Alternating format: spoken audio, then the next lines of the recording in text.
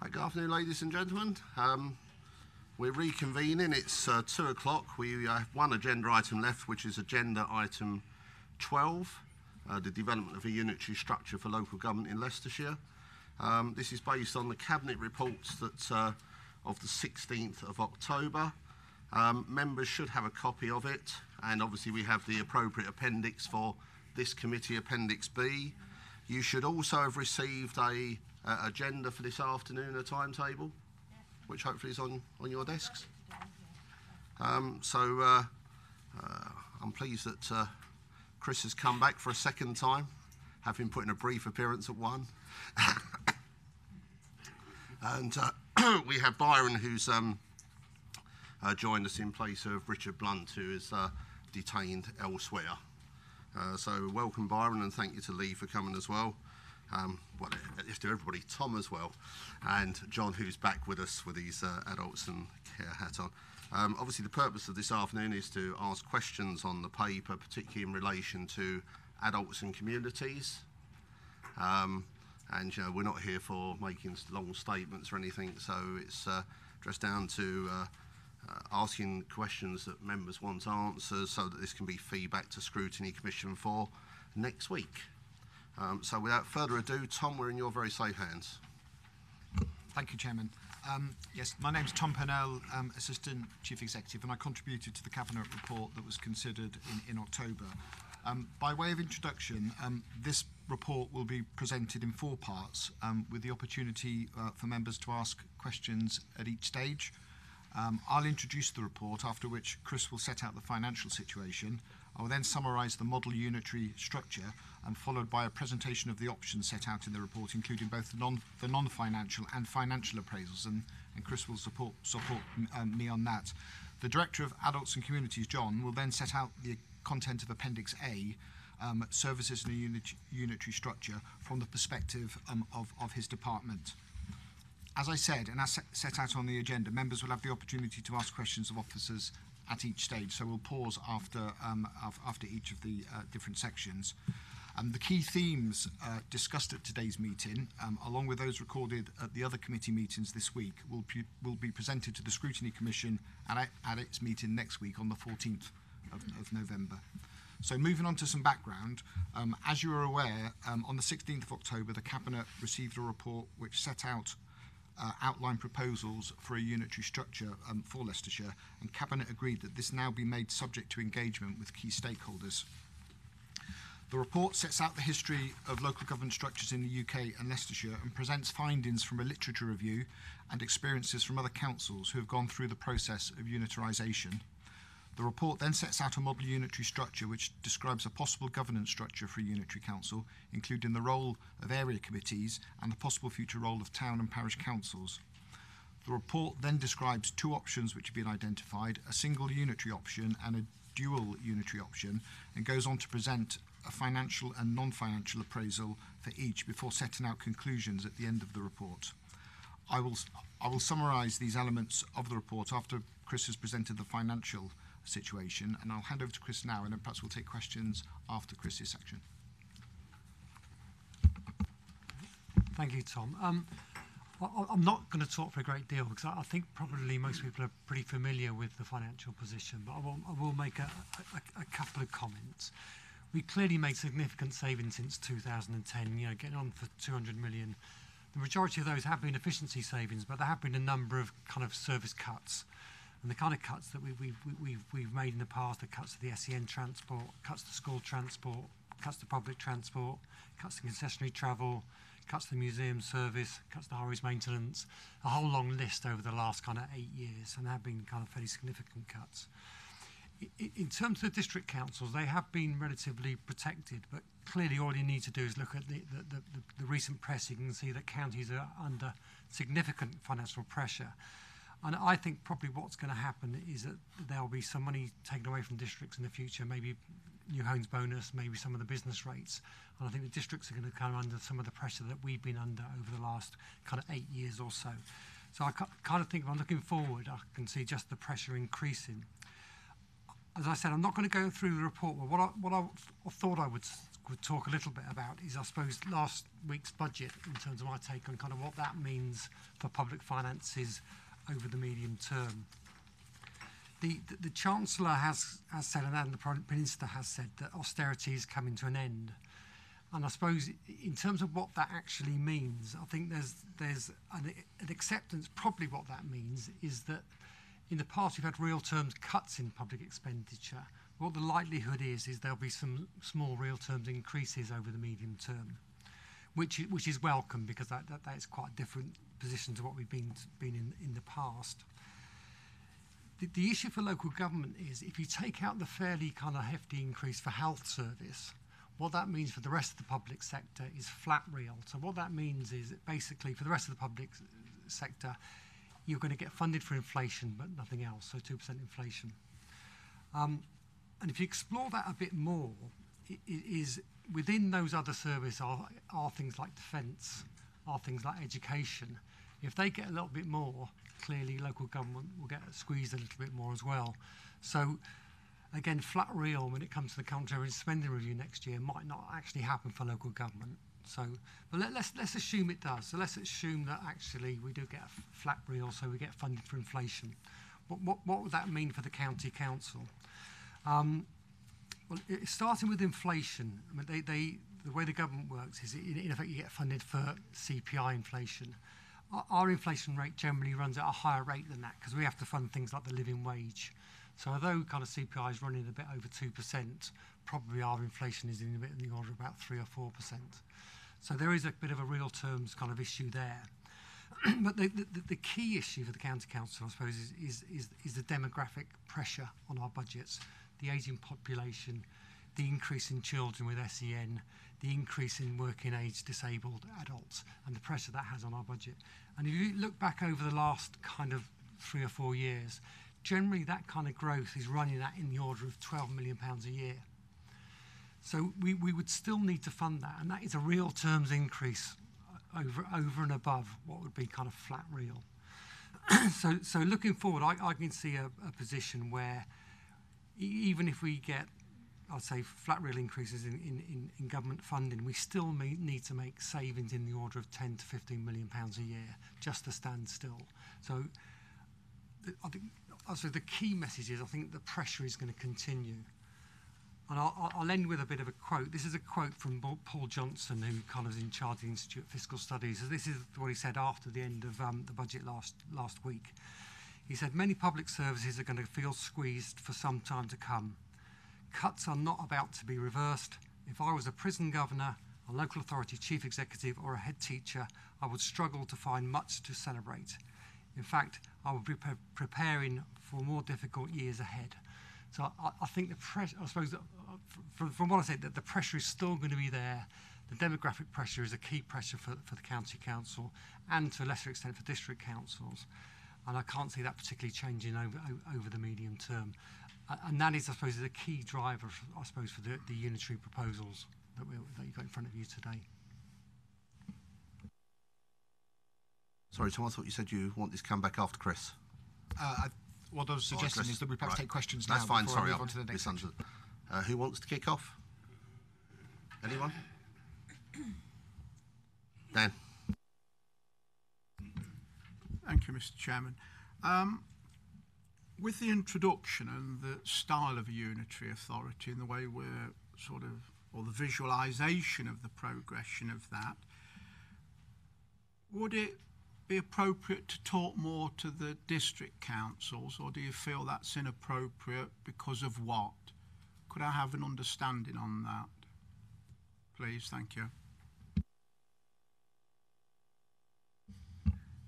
I mean, I think the intention is that the council engages with all key stakeholders, including district councils, around the shape of a future unitary council or other alternatives in the area. And clearly, the district council leaders have referred to potentially bringing forward alternative options, but certainly the intention by Cabinet was that there be engagement with all stakeholders, including the district. So we'd expect to have a dialogue with the district councils around the emergence of new proposals. Mrs. Wright. talking about savings, so what are the predicted savings per year within the unitary after the initial savings realised after the restructure? The savings set out in the report are in the order of £30 million a year. So there is some upfront investment costs, but in a steady state, we'd be assuming would be in £30 million a year in terms of the savings from the proposals. That's a one unitary. Clearly, if you had a two unitary, the savings would be reduced somewhat. Sorry, so just to clarify, so we're saying 30 million each year. Okay, thank you. Mrs. Newton. Thank you very much. Could I have some sort of clarity in terms of whether or not this has been done in terms of financial imperatives because of the shrinking budgets of local governments, or is it about also increasing local democracy, bringing this county council and its services closer down to people as well? I think I'd like to know the rationale for that.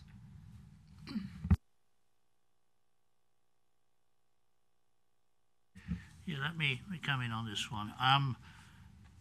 Much of the debate that we've had has been about the financial imperatives of having a single council. But in fact, in these papers, as you read them, and particularly when you get onto Appendix B, you see the arguments for actually producing a structure which would give far better services than we presently have to the people of Leicestershire, because of the integration between the different aspects of services which would take place. So there's a strategic importance for doing this. Now, as to the democratic side of it, I mean, currently we have 254 district or borough councillors in the county and 55 county councillors. And under the proposals in here, there will be 110 county councillors. And around about 80 to 81% of local government services are currently delivered by the county council and about 19% by the district councils. Now, I've done both pieces of work. I'm currently a county councillor, have been for the last 21 years, and also I'm a district council, or borough councillor, strictly speaking, in Melton. I've done that now for more than 15 years, and I've been the leader there for 5 as well. So I've seen the thing from both ends, and I can only tell you what my experiences are of the way you deal with many of the issues with local people. And I tend to get roughly equivalent, about rather more engagement with people on the district councils, but it's almost entirely to do with the planning issues.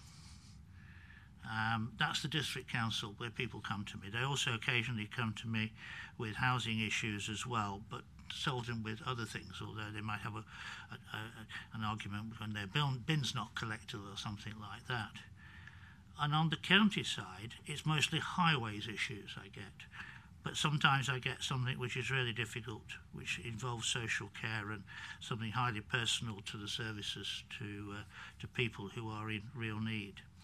And so the balance of it would be that I cope quite easily with the pressures of looking after 10,000 people on my own as a county councillor, and another 3,000 people in collaboration with a fellow councillor, because it's a 2-seat ward, on all the other issues.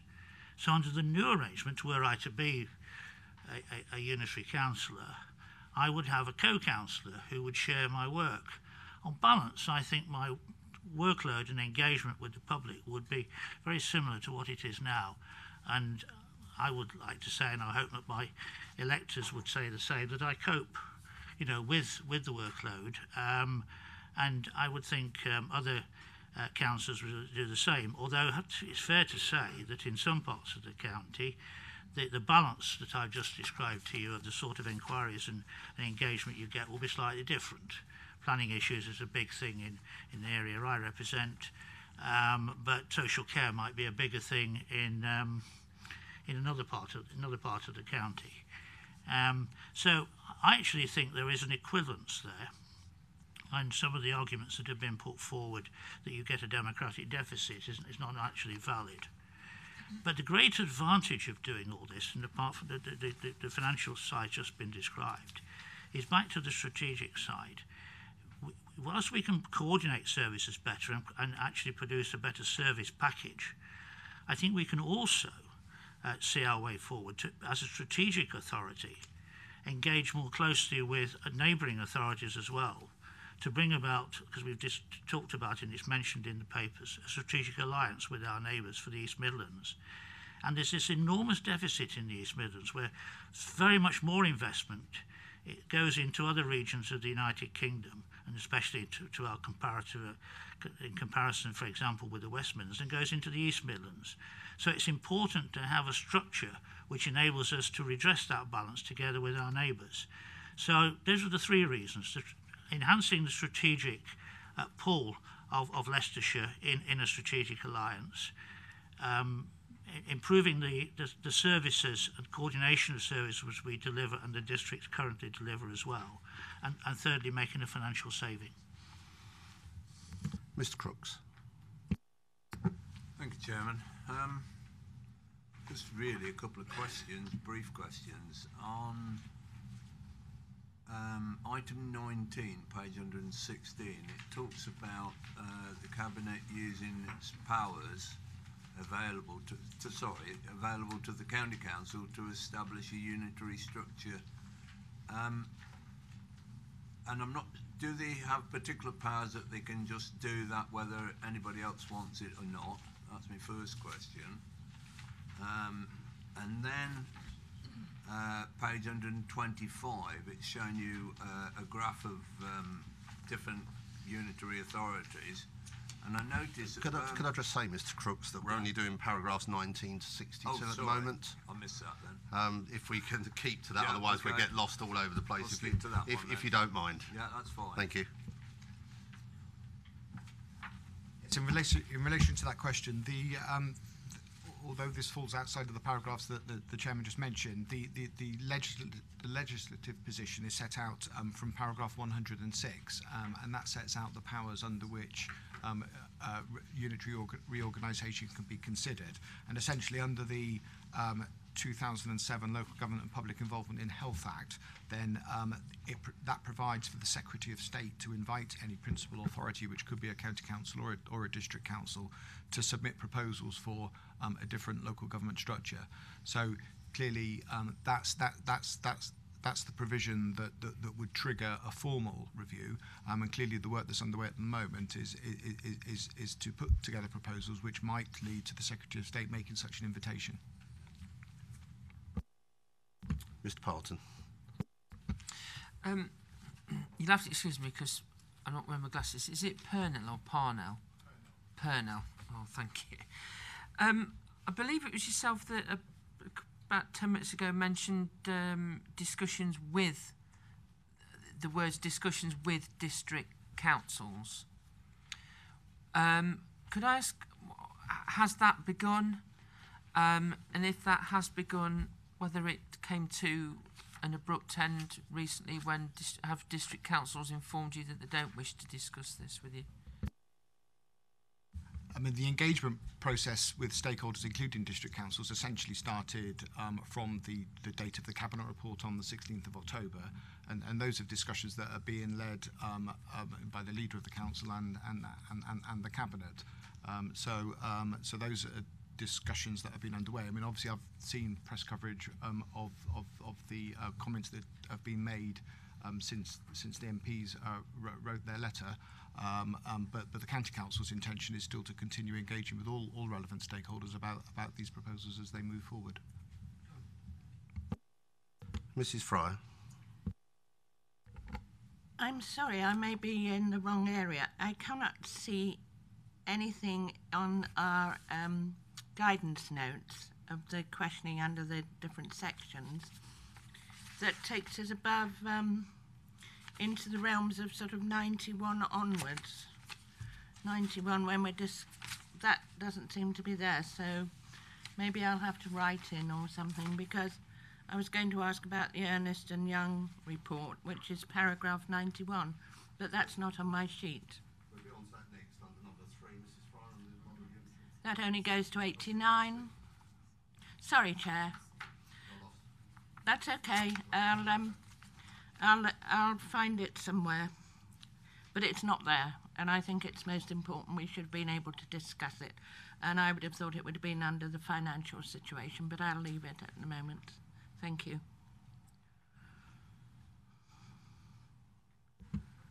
Anyone else on this section? If I could just raise a couple of questions, and coming back to what you said, Byron.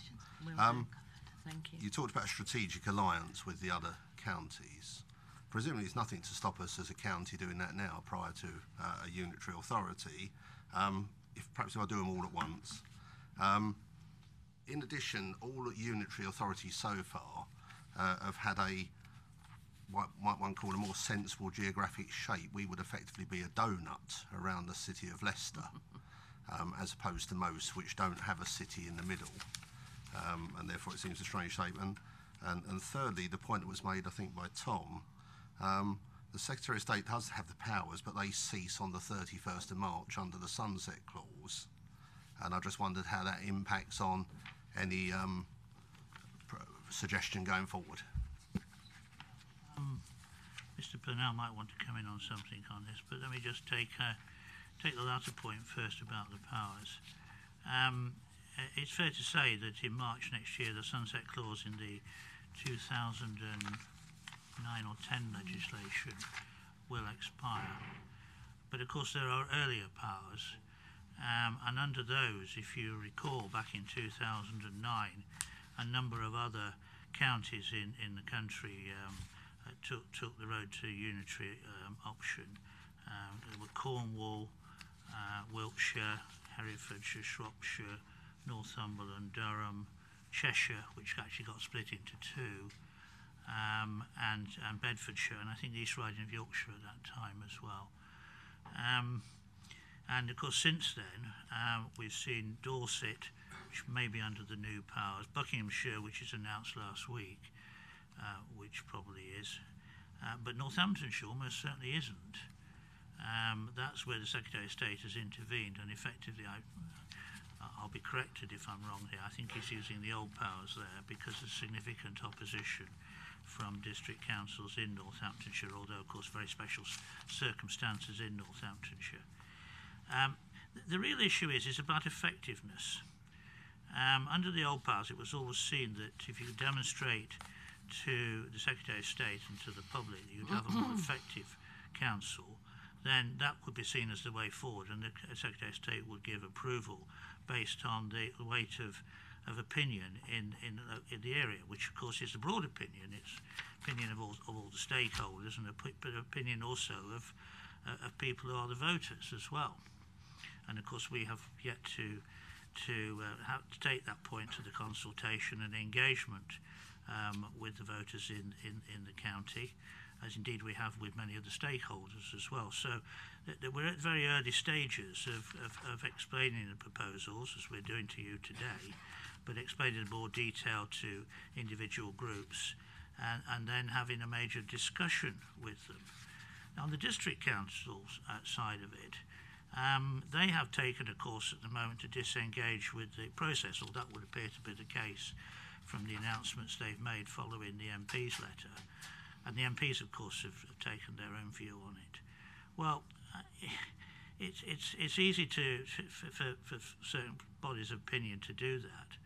But as a county council, we have, up to now, and through the cabinet decision and through discussion we had at the full council, taken a road towards still pushing these proposals forward. Now, no doubt we'll have further discussions at some point about that, as whether it's the right thing to continue or not. My own view is that it should continue, and we'll see what the balance of opinion is eventually. The reason it should continue is for the reasons I described in my earlier statement, is that there are so many advantages from having a unitary authority for the county, and these outweigh any possible disadvantages of not having.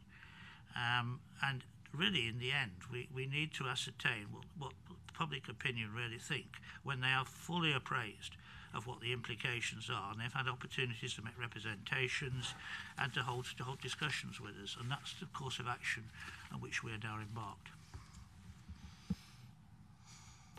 If I could just add on the sunset clause, the Buckinghamshire statement last week from the Secretary of State referred to the sunset clause, which is a clause in the Cities and Devolution Act expiring, and therefore any proposals considered under that act will require unanimous consent from all councils. But the Secretary of State did go on to say, alternatively, I may issue a formal invitation for proposals, and the specific circumstances in which I would do so will be set out in due course. And of course, as is set out in the Cabinet report, the Secretary of State has powers under the 2007 Act to invite proposals. So,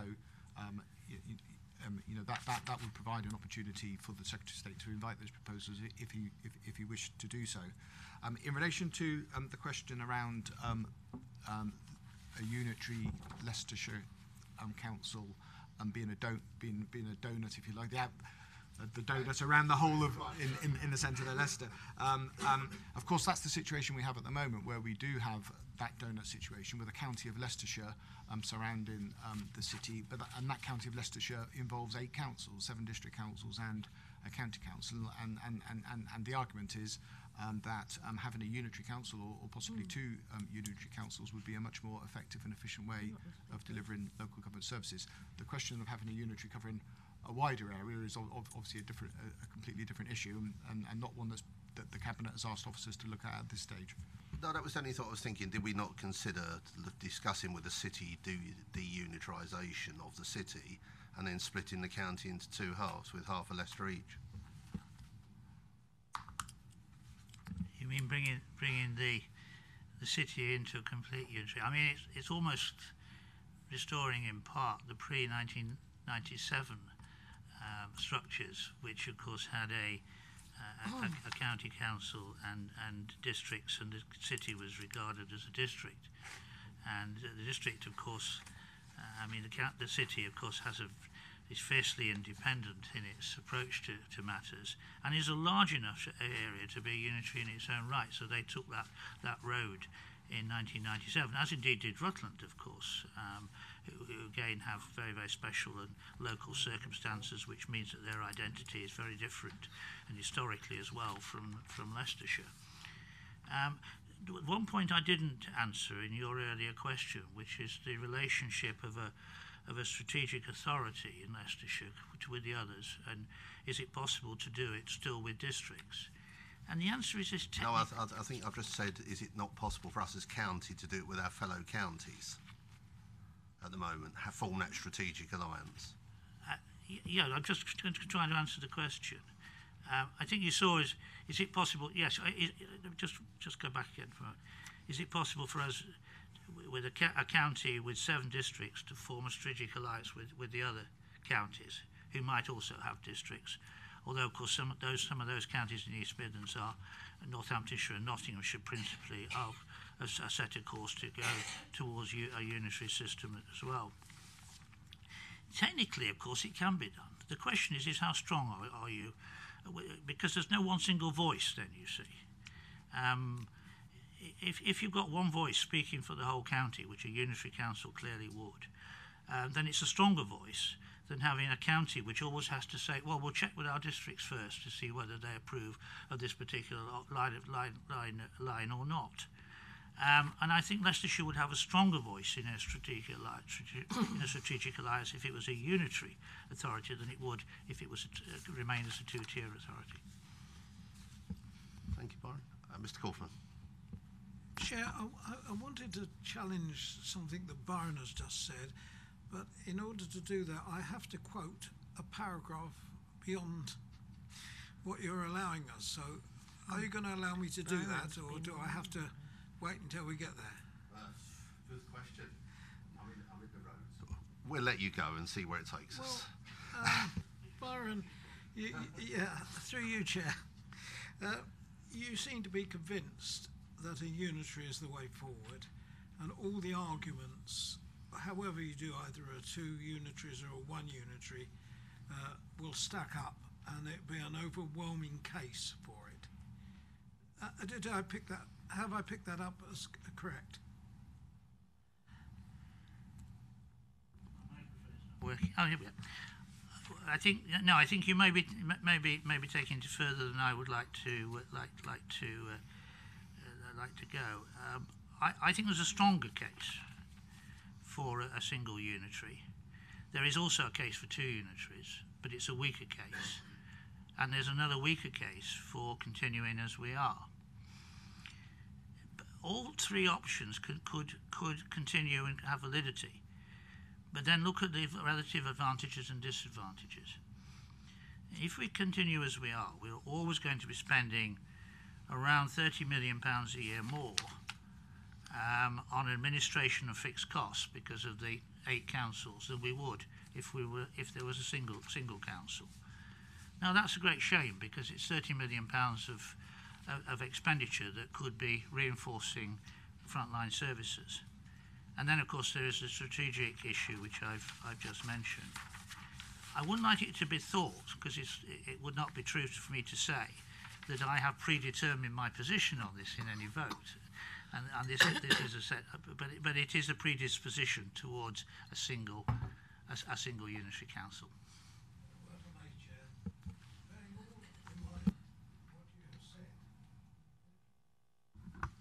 Bearing in mind what you have said, would it not have helped the case for your argument for the Cabinet to have asked for 3 options to be investigated instead of just 2 options? Because I am not predispositioned for anything, and I would really like to know the arguments. So, but if I understand on paragraph 114, 112, 13 and 14, the Cabinet have made a decision that they don't want anybody to look into the staying still option.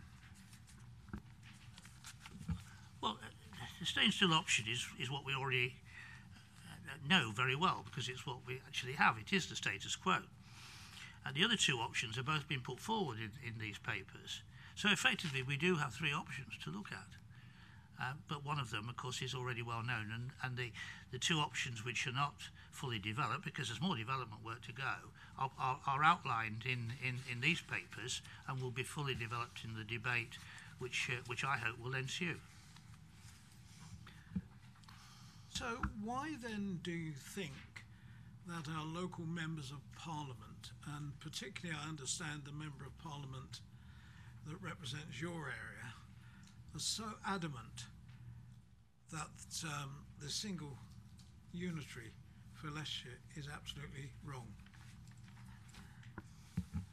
Well, MPs have to speak for themselves. But I would point out that the MPs, with one exception, have never been, all of them have never been councillors before, so their experience in local government is limited. And of course some of them don't literally live in Leicestershire. But of course they are our representatives in Parliament, so they speak for the county in those matters. But in local government, it's people like your good self and myself and the rest of us around this table who speak for local government and the services that we deliver and our councils deliver here. If I could just ask one follow-up question, Byron, on what you just said there. We talk about savings of 30 million, but I have got no paperwork that explains that 30 million to me. I looked through the Ernst & Young report online, and it gives no background or no detail. I've received no detail since. As you know, I quite like figures, and it would be nice as members if we actually had some figures to actually test whether that 30 million is achievable, because I have nothing to go on apart from a statement which is 4 years old, or 5 years old now, almost, that says we saved 30 million. So what evidence do I have? And for this committee, where is our separate financial sheet of the impact on adults and communities? I think that's fair to say, because it is summarised in this paper and the detail is not given. Could I ask Mr Tambini to say what further information he could bring before the various scrutiny committees, because it's likely to be asked elsewhere as well. I suppose if we just start with, a bit of context, because this is a pretty well-trodden path in terms of savings that come out of unitary. We've got the EY report from 2014, and detailed in this report, there's the kind of EY summary report, which also kind of quotes historically with all those unitaries that Byron's mentioned, the level of savings. So we kind of know what they are, and they come out in the order of kind of 25, 30, 35 million pounds. So because the number of authorities have gone this way, we can kind of calculate with a certain degree of accuracy and test it against what's actually happened in the past.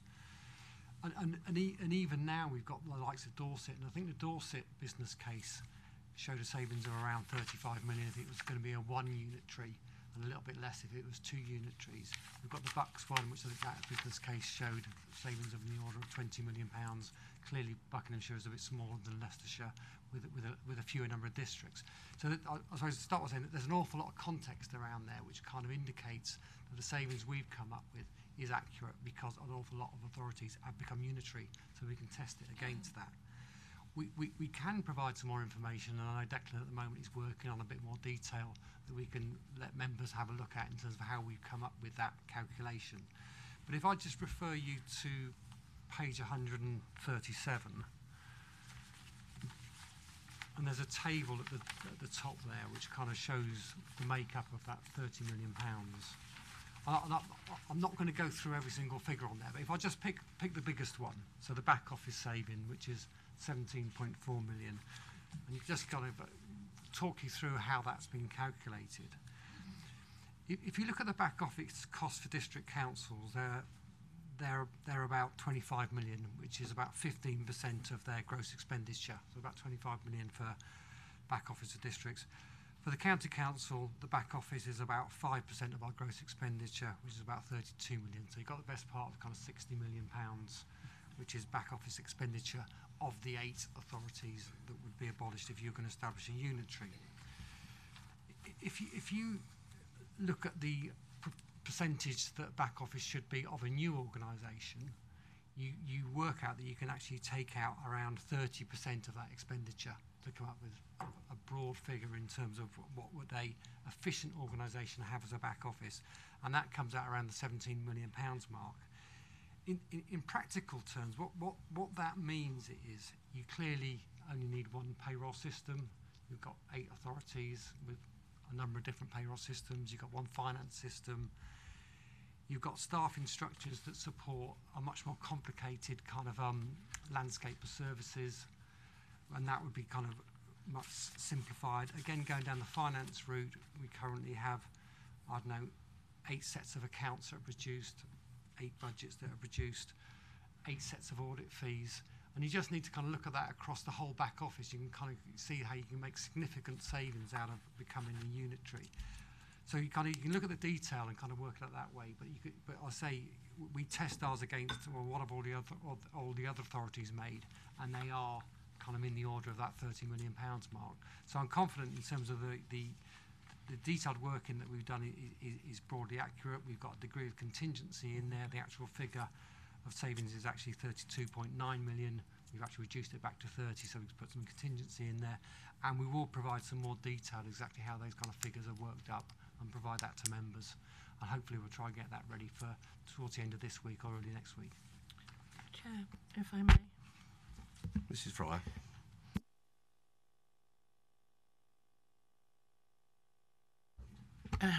If we seem to have strayed into what I was going to ask earlier, but as we have strayed into it, and Mr. Tambini has already mentioned it, I still have my doubts, and I endorse what the chairman has said, that I would like to see far more detailed figures of how this 30 million, and I know you say you're looking at other areas, and I think you mentioned Dorset.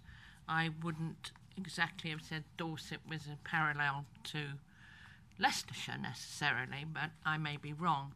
What I'm also concerned of is we have no detailed costs of the implementation costs or figures of the implementation. I see a figure in here of 19 million. Does that include the redundancy payments to staff across the 8 districts? does it include the possible financial implications on contracts being foreshortened or broken? For example, waste, leisure, some of the backroom ones. There are numerous ones that are done within districts that are, if you like, outsourced. House maintenance, maintenance of property is often outsourced or under contract. SLA agreements with other people. I think it's very difficult for us. I'll be perfectly honest. I'm not against anything. What I want is accuracy that I can make with my residents for this council, that the best service is given to our residents on facts, and facts that we have available to us. I think the chairman has already raised the point that the original figures came out in a 2014 document. Well, that's probably 5 years old now, the way accounts work. I think looking at the chart of where we stand with others of council size, is this size done? I think some of the sizes they're done, I see it's on size of electorates and not on size of population, which is quite a difference, because what people deem as electorates and what people deem as actual population is different regarding whether it's children and young people that don't vote. So I think it should be on population. I think there are a lot more questions to be asked, and I think to expect scrutiny panels and committees to try and make proper scrutiny without more detailed information, I think it's very difficult. I think we should carry on talking but looking at all options with all the possible figures we can, bearing in mind that most of us aren't accountants, but some of us have run businesses, and some of us had even down to a household budget. So I think if I was looking at my figures from 2014 and planning my budget for my home now, it's a different world, and I'd just like some more information. Thank you, Chair. I'm sorry I've drifted, but we had already drifted. I think before you go, Chris, I think Byron's indicated he'd like to go first. Just to take a few things. I mean, much of what you say I could understand and agree with. You clearly do want to do a more detailed analysis of the numbers, and that's something I feel that now we should explore in more detail. Just to put you right on a couple of things, the EY report 2014 is mentioned here because that's the one that we commissioned, if you recall. There is a later report commissioned in 2016 by the County Council's network from the same company, which extended the study into all the many other different options you could have for unitary authority on a county level, and those figures were that they came up with in that further analysis, which was paid for by CCN and is available on the CCN website, by the way, and you can acquire a copy of that if you wish to read. Actually confirms the figures in the 2014 report. And I think with the analysis that we would do today, we would find our figures are broadly in accordance with it. You just mentioned Dorset. I don't think we would compare ourselves directly with Dorset. Dorset was mentioned earlier on because it happens to be one of the councils which is in the process of converting to unitary, and will do in the spring of next year. And it's going to be 2 unitaries as it happens. But I think possibly we might compare ourselves more closely perhaps with Buckinghamshire, with a similar sized population, although there it's four district councils and 1 county, and here we've got 7 district councils and 1 county. But we could also compare ourselves with some of the counties that converted to unitary back in 2009 and have had 10 years of experience of working as unitary councils, and I think we can learn a great deal from them. I think I will pass over to Mr. Tambini now.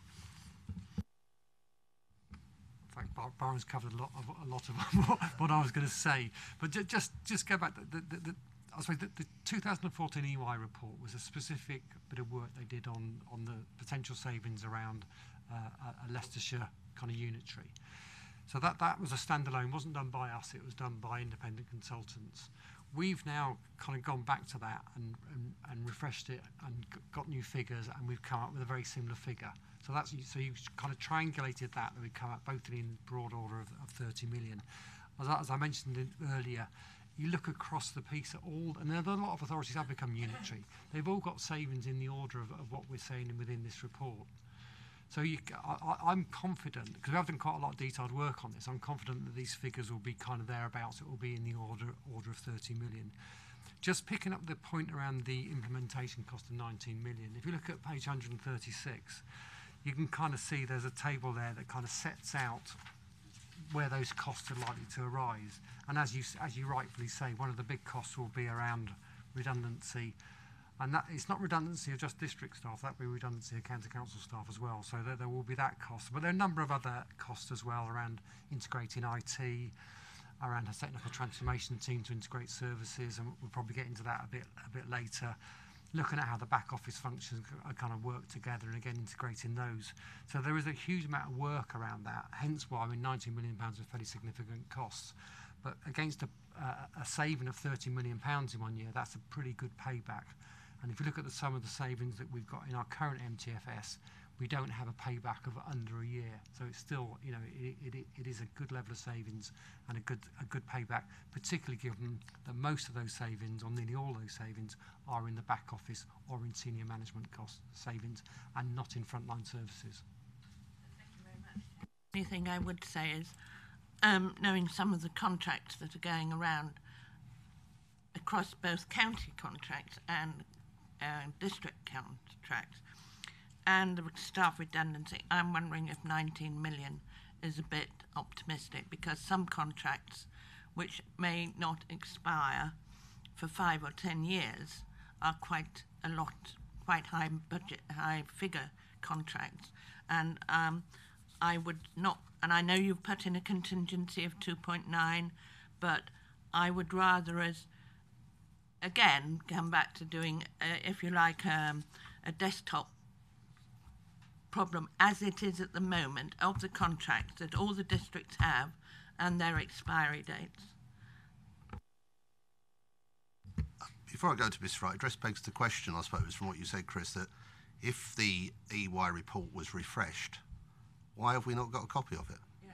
I mean, we're here as Scrutiny to look at these things. If the report is there and it's only a week before we go to Scrutiny Commission, we could have had that several weeks ago to help us formulate our questions for today. I'll probably express myself. The EY report hasn't been refreshed. All we've done is we've taken the figures and we've updated them for the latest figures that have become available. And as I said, we will make that more detailed information available so you can all see it. But we'll make that available towards the end of this week, early next week. I suppose my only concern there, it only gives us some 3 days or 2 days to look at it before Scrutiny Commission. And it just strikes me as a strange time period. I don't quite understand why we're going so condensed when the leader said at council that the earliest we'd be going back to council is after May anyway.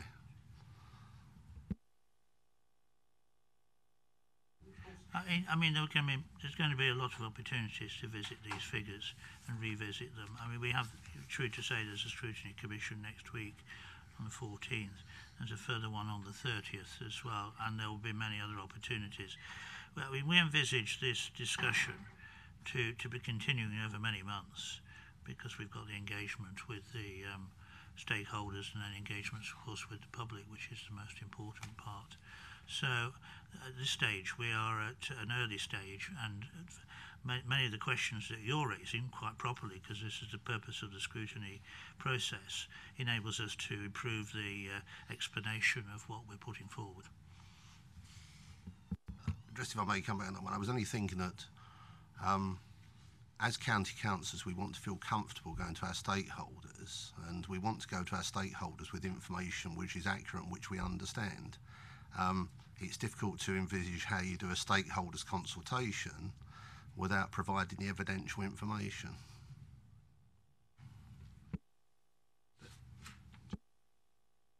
Well, I think I've accepted your point, actually. What, so we're not going out to stakeholders as early then? Mrs. Wright. I think we can do it on the timetable we've suggested, but we've got to produce some more information for you, which Mr. Tambini has indicated he will do. Mrs. Wright.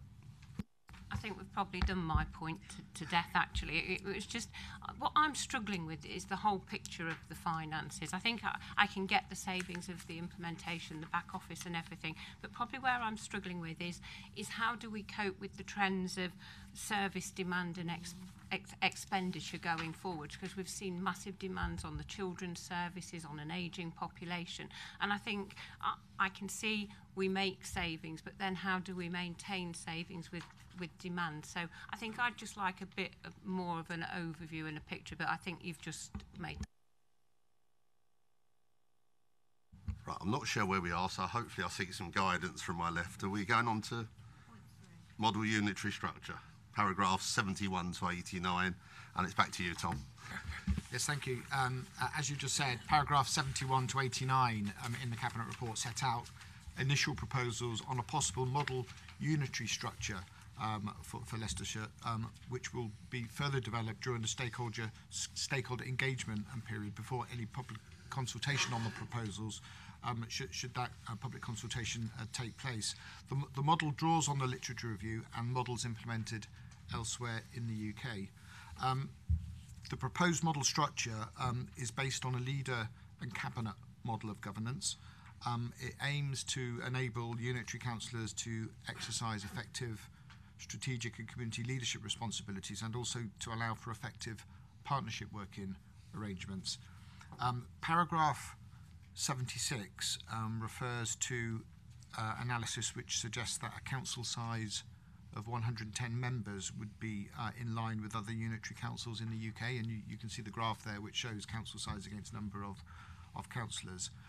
This is an assumption which is obviously open for discussion and debate, and that will be tested both through the engagement phase, including the scrutiny process, but it will also be subject to a boundary commission review should the proposals go further forward.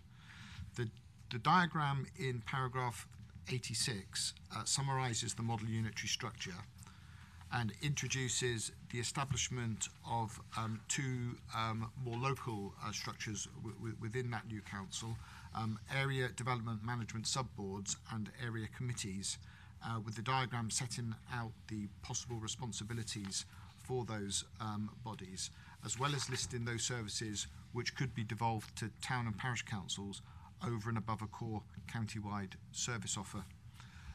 Finally, paragraphs 87 to 89 refer to the possible establishment of new town councils in areas which are currently unparished, and summarises views expressed by town and parish councils in engagement events already undertaken, and that engagement with parish and town councils continues. That's just a brief overview of that section. I don't plan to say any more, but obviously happy to answer any questions, bearing in mind that these are, sort of fairly high-level proposals at an early stage. So I'll do my best, but we may not have the detail for all of your questions. Does anyone wish to ask any questions on this section? Mr. Coulter. If I may, I represent an area without any town or parish councils. So, in effect, what you're saying, as far as my district is concerned, you want to abolish one district, one council, and create, would it be three town councils? We're 3 town centres, so abolish one and get 3, and hope that you can get enough councillors to do the work that the district council is doing, but for nothing?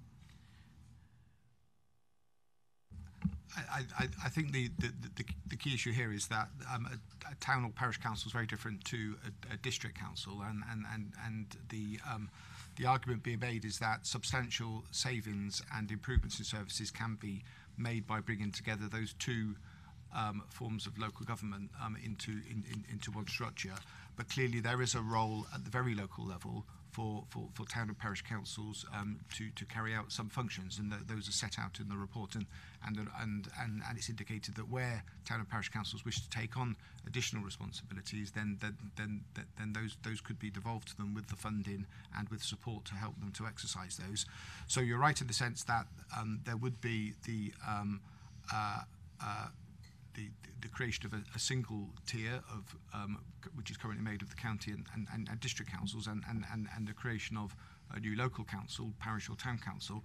But I think it's not really appropriate to sort of compare the district council to the town council. Those are very different bodies, with obviously a town council being a much smaller body in terms of number of staff and budgets and responsibilities overall. Just give me an example. At the moment, the District Council in Oban Wigston have a policy where we have free shoppers car parking and we have weekly bin collections. Under this new regime that you're thinking of by putting in town councils, would they be responsible for things like that?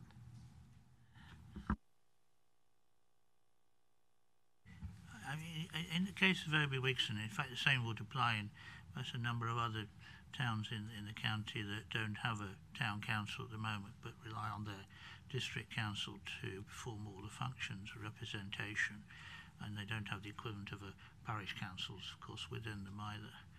I think these are the things which need to be developed. I mean, in Oban Wigston, and you know, Mr. Kaufman will know better than I because he's been there so much longer and knows the district better. I think prior to 1974, I think it's fair to say there were some urban district councils in, so there's a history of representation at that level in those areas, although that's possibly beginning to get beyond, well, not living memory because we're still all around, but certainly outside the memory of many people around today.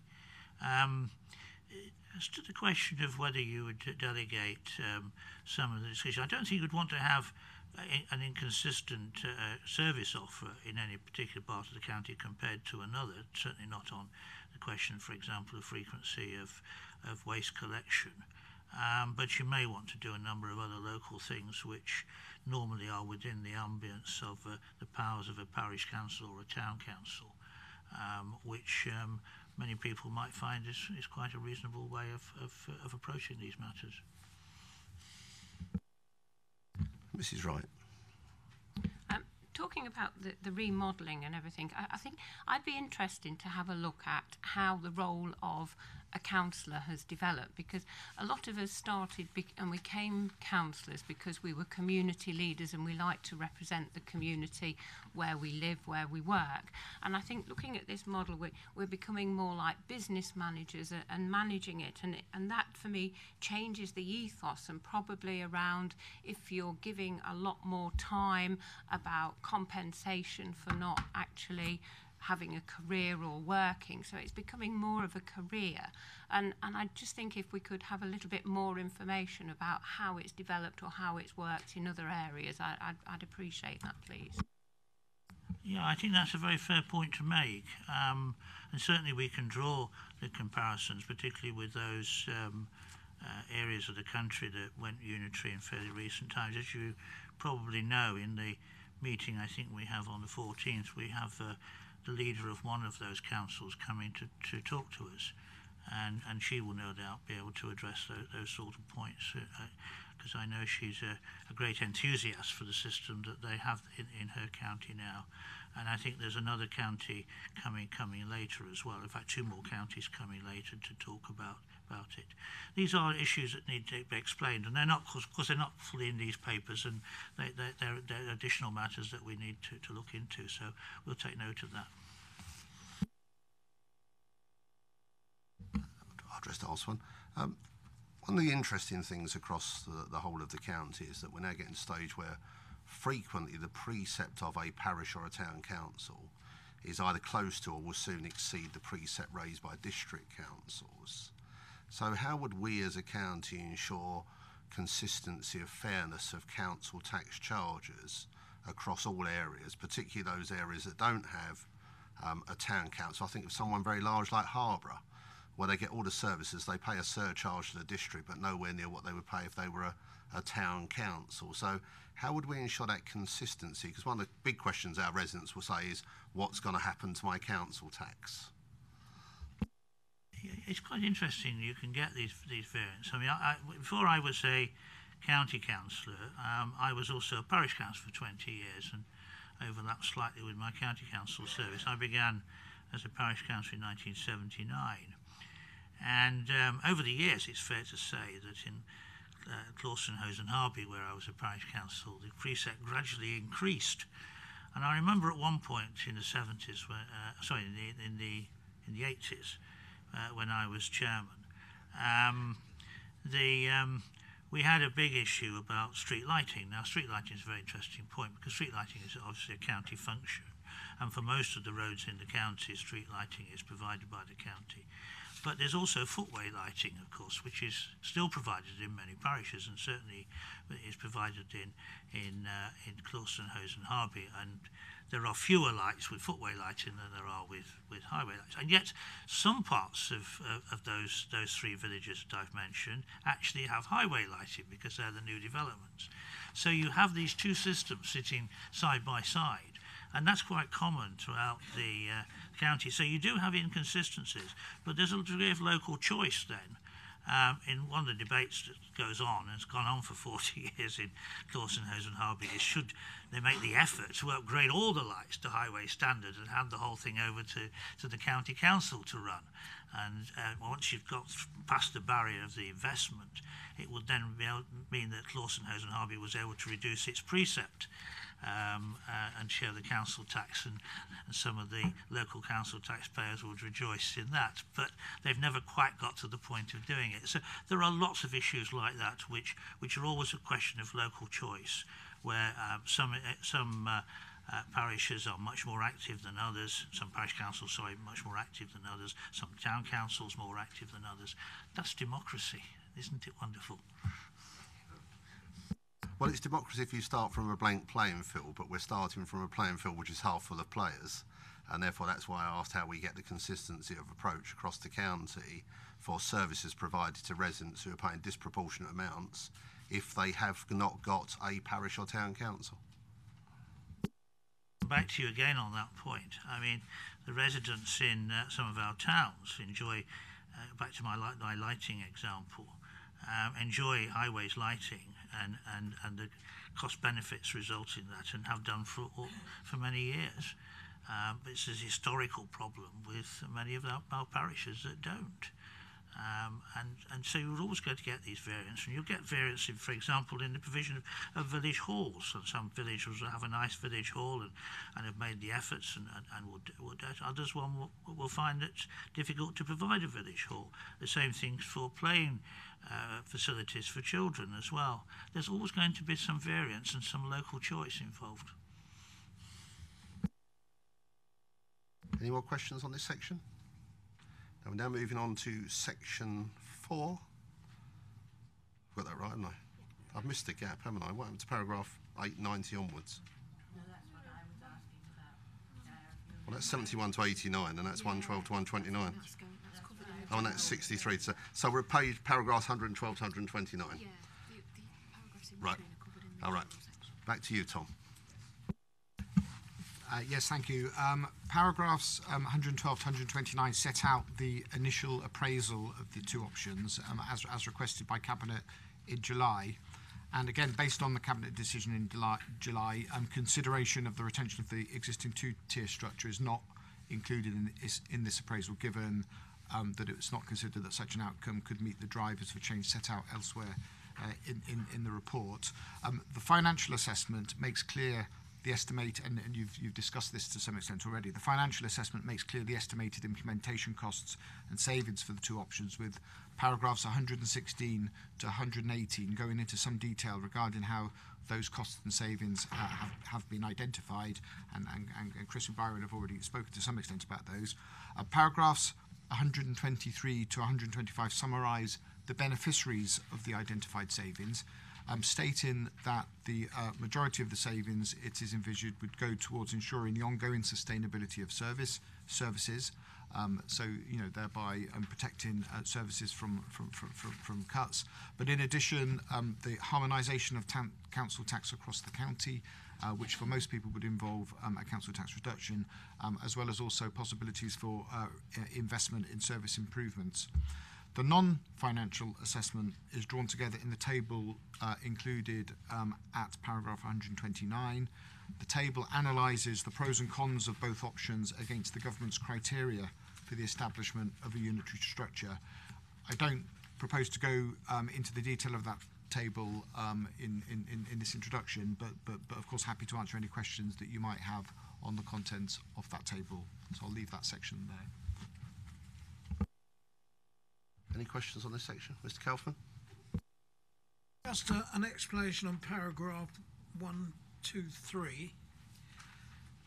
You say that, is it 1, 2, no, 1, 2, 4 perhaps, we'll all be paying the same council tax, whereas at the moment, depending on the district you live in, is what you're paying council tax. Am I right in thinking that parish councils and town councils are excluded from the regulations relating to the increases that they can make in council tax, and that provided they get it approved, I assume by getting re-elected, that they can go to whatever level they like? And while we're talking about parish councils, I wondered if anybody is able to tell me what percentage of parish councillors are returned at elections, rather than being vacancies and people sort of being returned unopposed. I'm trying to think about the limits on what they can put the prices that their remit up to, and are people fighting to become parish councillors? I can give you a little help from the chair on that, just in one area. In Blaby district, there are 23 town and parish councils, and there was not a single election last time.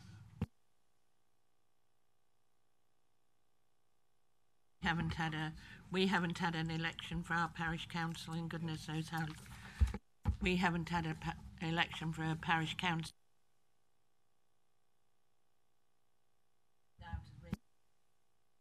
Byron. But not everywhere. In the village of Harby, where I live, we did have a fiercely contested election last time, and very interesting it was too. And indeed, I had when I was elected 5 times to the parish council, and I was actually, to be fair, I was returned unopposed twice, but I fought elections 3 times in that period. 5 times I was elected because I'd served for 20 years, and on three occasions I fought an election, on 2 I didn't. I was unopposed.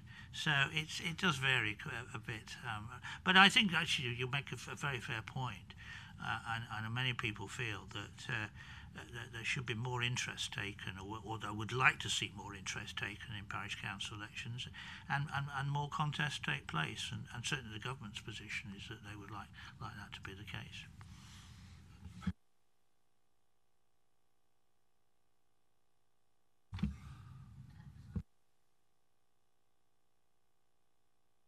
You're correct that in effect that parish councils can put up there's no capping regime or anything like that. It has been talked about in the past, to be honest, because there have been some fairly large increases across the country, but at the moment the government's backed away from it. Mr. Crooks.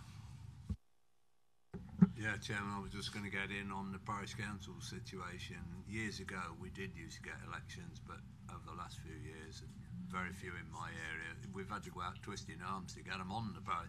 We've had 1 or 2 being threatened that they were going to disband if they didn't get enough members, you know, so there's not a lot of interest. I think there's no more questions on that section, but anecdotally, I'm in my 30th year as a parish councillor, and I've never been a contested election. So I'm elected, but never been contested, which I think calls for it. And we're a large parish who spend $350,000 a year. We're now on to section 5, services in the unitary structure, which is paragraph 63 to 70, and Appendix B, which is over to John. Thank you, Chair. So I'm just going to outline some of the opportunities from a service perspective that may be presented by a unitary structure. I'll do an introduction to that area, and then I'll go through in more detail the opportunities around adult social care, and I'll invite Nigel to talk to you about opportunities around community and wellbeing services. So clearly there are a range of services that are offered by the two tiers of local government which impact on the work of the Adult and Communities Department. And whilst in summary, county councils are responsible for social care services, libraries, museums and adult education, district councils, housing services, arts development and heritage services. Within that there's quite a lot of detail and quite a lot of potential duplication. So at a summary level, there are a number of areas of simplification that would come from having a single council responsible for all of those services. Certainly be from a customer experience perspective, it would improve access to services and provide single points of contact. There'd be more consistency, potentially around having single policies, single sets of service standards, single clear expectations for the public. As has been already identified through previous discussion, a reduction in administrative and back office costs, but also potentially reductions in running costs and revenue costs across the 8 current authorities. One of the areas that would potentially see an improvement would be through the combination of current services that are delivered separately by the authorities. So bringing together leisure and cultural services, housing, accommodation and care services would potentially provide opportunities for fresher thinking in terms of the way those services were delivered to the public, together with opportunities for thinking about how those services were invested in going forward. We heard this morning about a strategic proposal to invest, make a large investment in accommodation-based care. The committee discussed those proposals this morning. Clearly there is benefit from having a single approach across both district and county councils to those proposals, and a single organisation could take those proposals forward in a more coordinated fashion, particularly when we're thinking about dealing with and engaging with the private sector, the development sector. There would be benefit in having a single approach to the development of what is potentially £200 million worth of accommodation over the course of the next 20 years. Similarly, in terms of culture and heritage services, having a single voice to respond to government bodies and funding bodies, people like the Arts Council, Heritage Lottery Fund, Heritage England, would clearly be an advantage. And I think there would also be some advantage in having a single contribution to the wider aspects of health and well-being, particularly when we're talking to colleagues in the NHS, for example, around how we deal with things like delayed transfers of care and how we address housing and social care issues that affect NHS provision. Paragraph 6 of Appendix B and paragraph 7 of Appendix B give some examples of how existing unitary authorities have taken advantage of some of those areas. In respect to adult social care services, the current responsibilities for adult social care from a county council perspective are laid out in detail at paragraph 8, and the responsibilities of district councils in respect to housing and accommodation are laid out at paragraph 9. There are clearly some areas of duplication within that. It's not a sort of a black and white, here's social care, here's housing. There's a kind of quite a lot of grey lines in between.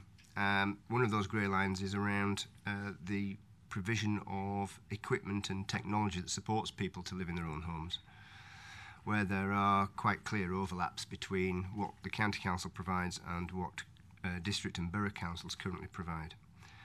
It's quite a fragmented process currently. There are some district councils who offer lifeline services, others who don't. There are some district councils offer assistive technology services, as does the county council, but others don't. And there are therefore across the county a number of different offers available to residents at different costs. So you don't have a consistent offer across the county currently, nor do we make use of or take advantage of having a coordinated offer to residents or the benefits that come with that. I think there's also potentially looking to the future opportunities around the potential that's going to come from the conversation that we expect to happen next year around adult social care funding, where it's likely that there'll be some form of cap and floor put into adult social care funding. There'll be a whole new means testing process, which will be very resource intensive and will impact on a much wider group of the population than is currently the case around social care. I think potentially opportunities to bring that together with the existing revenue and benefits processes that exist within district councils would be advantageous, both from a cost perspective but also from the experience perspective and the customer experience perspective of those district services would provide. As we move forward, clearly we want to continue to promote people's independence. We want to continue to increase the capacity of local communities to support local residents. There are distinct advantages in having a single approach to that across the 8 authority areas. One of those is detailed in paragraph 15, particularly when we're thinking about how we tackle loneliness, which is becoming a significant issue across the county, and the ability for a unitary council to have a more coordinated and targeted approach to loneliness is clear. There are opportunities around our development of home first services in the county, working closely with an integrated health, social care and housing offer to prevent people from requiring hospital admission, but also to support people who may have been subject to hospital treatment. And having a single authority responsible for homes, public health and social care would have a distinct advantage in terms of streamlining the number of agencies that people have to contact and having a single and more joined up offer for people who find themselves requiring emergency accommodation. I think a single strategic housing authority which commissions social care, has planning responsibilities and also delivers the wider infrastructure would enable us to meet the needs of people who have disabilities and of older and frail people in a much more proactive way as we move forward. And that wouldn't just improve individual care, but would potentially set us into a different place as we move forward and think about what will be required as we develop integrated services into the future. I talked about assistive technology already and the opportunities that that could bring. Just finally, before we move on to communities and wellbeing, within the county council we have, as an upper tier council, a responsibility to meet the wellbeing needs of the local population. It's fairly clear that social care services can't deliver wellbeing services on their own, nor can public health services, which are also provided by the county council as an upper tier authority. Much of the work to ensure that people's well-being is maintained is actually carried out through the district councils, through the functions of the district councils. That might be about housing, it might be about some of the cultural services, the leisure services, the environmental services that district councils bring. Clearly having a unitary approach to the delivery of all of those services would enhance our ability to meet people's well-being as we move forward. And it's certainly something that the council will need to think about as we move into the next stage of consultation around the future reform of adult social care. I'll just hand over now to Nigel, if that's okay, to talk about community and wellbeing services. Thanks, John. I think really the themes that John's touched on are very similar to what we're talking about in terms of a culture and leisure environment where the county, as you know, is responsible for delivering things like libraries, archives, and districts have an overview in terms of leisure centres. All of these types of services have a very clear beneficial link to things like the prevention agenda, particularly when they're linked to adult social care. So the approach of, you know, sort of a single coordinated and joined up approach to this gives us that sort of coordinated and single sort of voice to be able to sort of spell out and combine sort of leisure, learning and cultural activities, and probably be in a better position to ally them to and link up with things like the prevention agenda, where, you know, the sorts of services that we offer, although they have a soft impact, there's a lot of evidence to suggest that, you know, by keeping people fit and healthy through leisure centres, keeping people intellectually engaged through access to libraries, archives, to join that up into sort of like in a coordinated fashion would have benefits through a single body. The other area is we all know that, you know, sort of communities and organisations, you know, the need to sort of engage and grow volunteering base to enable, you know, sort of engagement with services, but also, have you seen with community managed libraries, you know, help deliver aspects of our service that perhaps we're no longer in a position to deliver in the way that we've been used to. Again, by having a sort of single coordinated body enables some of that work to be articulated in a better way. And in terms of adult learning, you know, sort of the links that, you know, sort of learning and access to funds, as John's alluded to, we're in a better position to put together coordinated bids to places like Heritage Lottery Fund, Arts Council England, and other funding agencies to have a much more targeted and coordinated approach for that. So very much similar in terms of the themes. You know, sort of they match across to the sort of cultural and leisure services that, you know, sort of at the moment is spread across a range of authorities.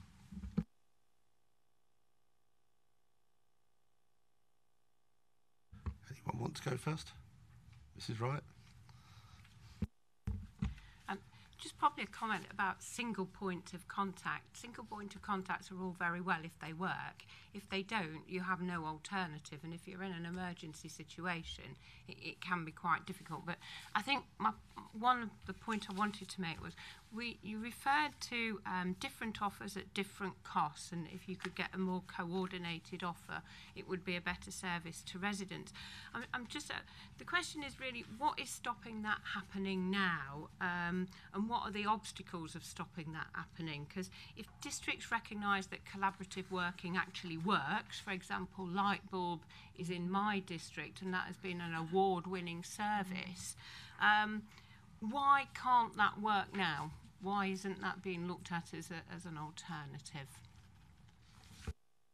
Okay, so the first point around the single point of contact, absolutely, I agree entirely. Any point of contact is only as good as the service that it delivers, absolutely. But I think, and it's I think within the report somewhere, and Tom may be able to help, but I think at the moment, for example, the county council receives something like 140,000 calls every year, which are for district council services. Now, that may not be a problem if it's just a simple case of somebody wanting some information or advice, and we can signpost and redirect, and that's not a problem. If, as you say, that's in an emergency situation, that is quite a problem. So there's 140,000 calls going to the wrong place. So a single point of contact does provide a means to reduce that complexity and to provide a more consistent offer for people and to direct people to the right service at the right first time, is what I would say. In terms of why those offers can't be delivered currently in a more coordinated way, well, to a degree they can, and if there's a will, we can find ways to do that. But we are always finding ways to work around a problem. That's what we're effectively doing. If you take Lightbulb, for example, it has had some fantastic outcomes, and we've reported them through this committee before. We're very proud of it as a partnership. It's not entirely consistent. So it's not a consistent offer across the 7 districts. There are differences in the outcomes that people receive, even through the Lightbulb service. Not all districts participate to the same degree because they don't have the same approach or perspective. Even within that process, and we've seen, for example, disabled facilities grant applications, the time between the application being made and the time between the adaptation occurring have come down across the piece, absolutely. But they are still incredibly variable across the districts. So it's not a case that Lightbulb has meant that every district has gone down to the best practice, because that's certainly not the case. And we also know that, for example, if you take disabled facilities grants, there are some authorities who don't spend their full grant allocation, and there are some authorities who have to add to their grant allocation because they don't have enough to meet all of the needs within their district. Obviously, in a single unitary approach, those things can be spread across and the need can be looked at in terms of the whole of the county. So there are ways around it. I think the other thing I would say about managing those partnerships is that whilst they have had really good impact, they take an awful lot of energy and resource to manage the partnership. So we spend a lot of time and money and effort in arranging and managing the partnerships, which actually, if we had a single management structure and a single leadership structure, wouldn't need to be spent or delivered in that way. Do you want this to come in? Yeah, I don't want you to feel sorry for me, but about 10 years ago, one of my roles was to go around talking to all the district councils and try and get some shared services off the ground. And from memory, there was a thing called the Regional Improvement and Efficiency Partnership, and there was a couple of £1 million around to kind of pump right in some of these things. And I probably spent a year in various meetings with lots of district councils looking at various different services and in terms of how we could actually do this. And I think the only success from memory is the Shared Revenues and Benefits Partnership, which I think has got Harborough, Hinckley, it's got Blaby in there as well. Can't remember. Anyway, the only success is from a kind of year's work and probably spending £1 million plus, I think, of public money. And when I look back at kind of the reasons why, you kind of hope that everybody in that room would have the best interests of the population of Leicestershire in mind when they're having those discussions. But I think, looking back on it, a lot of it is around personal motivation. People want to have control over things, and I think it's quite hard for people to do this in a way that they're kind of happy with themselves. So it is quite difficult for people to voluntarily give up control over their services and look at different ways of doing it. And I said, even when you come with a big pot of money and some time, I mean, we didn't have the great financial pressure around generating efficiencies at that time as well, and some time to actually generate some of these things. I say after a year's work, and I can't think about how many hours I spent in those meetings, I think there was only one success. So I think it is quite difficult to do on a voluntary basis, and probably lots of other people have got those kinds of stories of partnership work, and it is difficult to do and difficult to succeed. Byron. Yes, I'll give you another example. This comes out of my time as well when I was leader of Melton Borough Council. I actually took over leadership about the same time as we moved into the new council offices in Parkside, which, as you remember, were built following the the fire which took place in those offices back on Nottingham Road.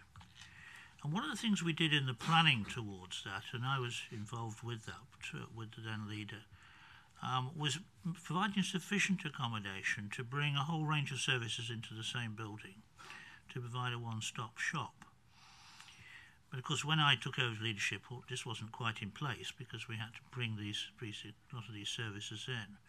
So we provided for the social care services provided by the county council to be delivered from that building. They'd previously been delivered from other buildings the other side of town. And they're there now, by the way, and have been successfully there for the last 5 or 6 years. And then, of course, there were the Borough Council's own services, housing and benefits. But the thing that was lacking was the issue about people who would come in and be in real difficulties. And what we managed to do was to persuade, well, it didn't take too much persuasion, but it took a long time to implement, the Department for Work and Pensions to bring the job centre into Parkside on the ground floor. I provided the space for them, and they came in. And we also, by the way, got the probation service in the building as well, and the CAB, and a number of other voluntary organisations. So that what happened then started to be, we started to find that people who had a real need would come to the building. They might actually access the Department for Work and Pensions first, because that might be trying to get some immediate help. And then they realised that they had a bigger problem. It might be a housing problem. It might well be a social care problem of various kinds. And so they were able to bring in very quickly, at the same interview they were having with the people that come into Parkside, the officers that deal with these matters from the other parts of the building, and deal with the problem and actually improve the position for those people in some distress very, very quickly. Now that's still there, and works successfully. I did try to persuade other councils to adopt a similar model, and I managed to make some way with Harborough District Council, who at that point, not long after us, were remodelling their building, and they brought adult social care into their offices. I had less success in North West Leicestershire, and the difficulty there was that the area office that we have, which is down the High Street, just behind the library, if you know Colville reasonably well, is about a sort of, I don't know, quarter of a mile, I suppose, away from the North West Leicestershire District Council offices. So we've got two buildings there, both. And I found that people in the two buildings, working for different councils and different services, didn't know each other. And so you couldn't get an integrated service there at all. And I noticed that Mr. Harrison, who will be aware of these matters, will be aware. So I didn't have the success there, and nor did I have the success in Charwood, incidentally, either. I would have liked very much to have given up Pennine House and take them into Southfields, but there wasn't enough room, or that's not what we were told, to accommodate the county offices there, and that was a great pity we weren't able to do that, although they were able to bring in the Department for Work and Pensions just around the corner, actually close by their offices. I thought that's what they'd done. No, sorry, it was another service. You're quite right, it was a different service. So there is this difference around the place. Now, as a unitary council, I think would address those issues and try to provide in the buildings which will eventually emerge, would take time, mind you, a more coordinated service across all these things to provide a more positive and joined up service for all the service users that come, particularly those that are in some sort of distress and need help.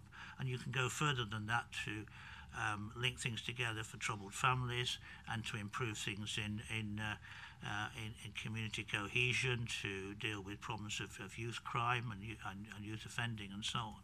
So there are many, many opportunities in that field that can be coordinated when you've got a strong council to bring it about.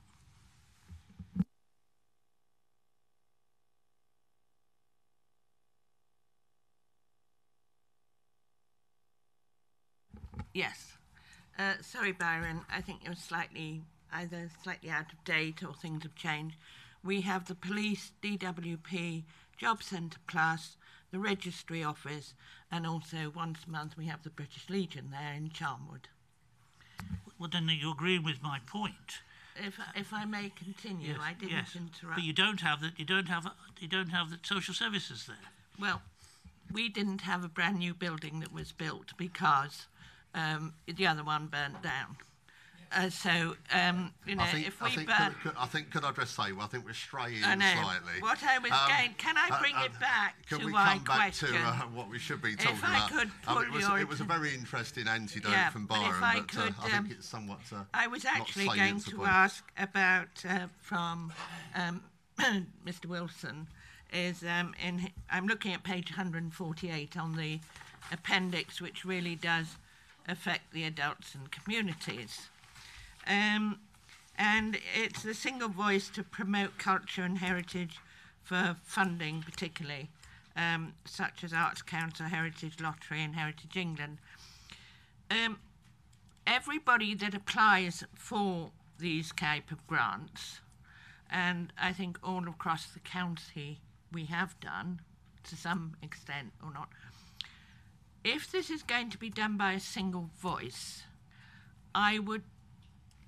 my concerns would be that it would lose the impact from the people it's supposed to be given to. For example, I would hate to see Charnwood in competition with Market Bosworth or Market Harborough for the same level of funding. I'm not an expert in this by any manner of means, but I do know to put in for this funding, particularly Heritage Lottery and Heritage England, takes a long time, takes an awful lot of work. Whereas at the moment, different areas of the communities can put in for their own small pot to cover a specialist thing they want. If, for example, one area is only looking to refurbish the Carillon in Loughborough, but another area wants 3 million to build a new museum and visitor centre, how are the priorities going to be worked out? I know there's going to be council law representation, but people can get represented. These three things for the cultural and the education, and it also brings in tourism, therefore it brings in finances, therefore it has a whole knock-on effect. And I think that is one area which I would like to see. You've got the top structure, then you're looking to sort of area committees and towns and parishes and that would need a great need of input, because what I wouldn't like to see is that lottery funding becomes a competition across a great big, and compared to other councils, county, we have a lot of heritage that we still don't make the most of in this county. I moved here from another county, and I'm very proud of Leicestershire, and I would just like some views on that, please. I'll begin. I might defer to Nigel, who's got more experience in this area than certainly I have. I think what I would firstly say is, under the current configuration of councils, all of those councils are in competition with each other for those funds. So I'm not sure that having a single approach and a single voice would add to the competition. I think potentially it reduces the competition, because actually if any of the district councils or the county council are currently putting in a bid, we are ostensibly in competition with each other currently for whatever the national pot of funding happens to be. One of the advantages of bringing all of that together is that you have the opportunity to do two things. One is that you have the opportunity to bring some of those bids together into a single bid, which might cover different areas of the county and different parts of the heritage offer, and that may add weight to the application. I think the other issue would be that potentially, as a single offer, because we're working on a broader footprint, and because potentially some of those bids may be at a larger scale, it might actually make then sense to start to think about employing specialist bid writers and people who are expert in the area of attracting inward investment, which is not economic to do on an individual basis for each individual council currently. And what we know is that those people that have that expertise do generate more income, actually. But I'll hand over to Nigel in terms of... Yes, I mean, I think a single organisation would clearly have to be strategic about how it approached funding bodies for whatever. Places like Arts Council England have a range of funds available to the smallest organisations to big organisations. What I would say that adds to John's points is that for big projects, and should a time come when sort of there are big projects that we're requesting support from one of those funding bodies, they do find it easier to speak to a single voice in terms of a coordination of sort of whatever activity is proposed that we'd be seeking funding for. And I think also the advantage is in terms of the resource available. The resource from a single organisation would be in a single place. It wouldn't be dissipated across a range of organisations, and I think that would add value and strength to any future bids that we might consider. But I do take your point that we would need to be strategic to make sure that the balance was right between the mix of what it would be that we would be looking to attract funding for. Mrs. Newton. Okay, my worry in reading that particular bullet point is this. There are many organisations out there that actually do their own bidding for grants. I use one of Charnwood's as an example. The arts organisation in Charnwood. I used to sit on the body there. Kevin Ryan is an expert in it, and we could touch people like that in terms of their specialisms and getting bids and writing the bids and going into the Arts Council and people like places like that. So I'm a bit worried that this seems to be a catch-all thing, like only council seems to be doing that. We have experts out in the community who are much better at this sort of thing than us. So I just urge a word of caution on that one. Byron? Just had another look at it from another perspective. Supposing we weren't looking at this proposal of a single unitary, but we were looking at a proposal of just getting rid of the county council and devolving everything to 7 districts, just supposing. What we'd be doing there is dividing up things like highway services and social services. And you would then begin to realise that there are many projects which have to be delivered locally, which are of such a scale that even the largest of those district councils would have difficulty assembling the funding to deliver. I know I'm touching away from the adult care one, but for example, the Melton Mowbray North Distributor Road, which is going to cost 63 million, is being delivered by this council. I mean, that could never have been delivered by Melton Borough Council on its own. It had to have the bigger council behind it to bring it about.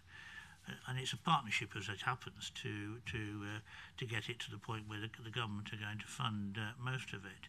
The same thing, I think, would go for some of the other services that we want to provide. The economies of scale sometimes come in, which enables the county council to have that additional focus, because it can commandeer greater resources at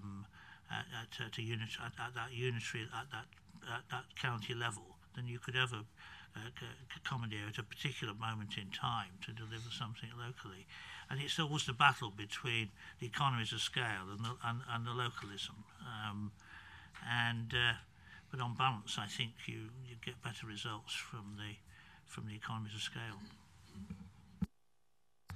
I'll come to you both. I'm going to sneak in one first. Byron, you very eloquently made the case for effectively community hubs across different locations. So what is the vision for what a unitary facilities a unitary council would look like in terms of location, local services, where do we provide the help for people to fill in our benefits forms, all of those types of things. And also, how do we stop in a larger organisation a silo mentality occurring? So to give you an example, one of the things that came to this committee a while ago was the libraries. We went through it all, but the one bit that got lost in all this was the fact that we were saving money passing libraries on to communities, but we had £1 million liability on a 99-year lease in Braunston Town, which when I raised it here was told, well, it's not the business of this committee, it's someone else. So even here at this current size, we're creating silos and stopping conversation going across areas. So how do we avoid silo mentality, and how do we provide services? And John also mentioned that as we as the county have had no choice but to reduce funding, particularly on some of the discretionary services in prevention, a lot of districts and boroughs have taken those services on. So is the assumption that we will maintain those services day one of a unitary authority for a given period of time? The challenge will be not to lose anything during the transition. You'd want to enhance services rather than fall by the wayside. So the challenge will be to make sure that nothing gets forgotten during that period. I mean, the important thing is that once you get decision making made by the unitary council as a whole, and the 110 members of it, which it would be because it were twice the size of the county council is at the moment, because there'd be 2 members for each division. That's the proposal to get started off with anyway. What you'd want to do is to make sure that you've got the local delivery of the services, which clearly have to have that local focus and flavour to them. I don't know the library particular issue, one that you've mentioned, and maybe Nigel might be able to throw some light on that, because I honestly don't know the case very well. It was only an example of silo. Yes, I understand that, but I just don't have to have the reply to that because I don't know the detail of it. But if I can give my own example, one of the proposals we've got in here is in planning. I think it's fully recognised that there's always, in planning issues, I'm talking about development control, people always say that local knowledge is important, and planning committees in the district councils, and I'm a member of the planning committee in Melton, take great store by local knowledge and actually visiting the sites and having that local focus and understanding of each locality. Now, it's not a perfect situation, because whilst I know the villages of the Vale of Beaver very well, I don't know the villages to the south of Melton quite as well as I know them, because obviously that's the nature of things. But that's how we do focus it. So in the design of the new council, you've got to get this balance right.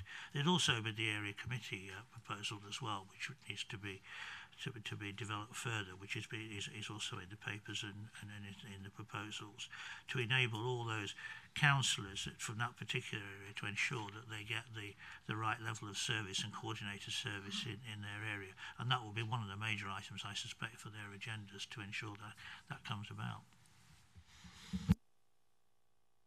And I suppose following on that, Chris, does the 30 million saving take account of maintaining all these services and buildings for a given period of time, including the discretionary ones?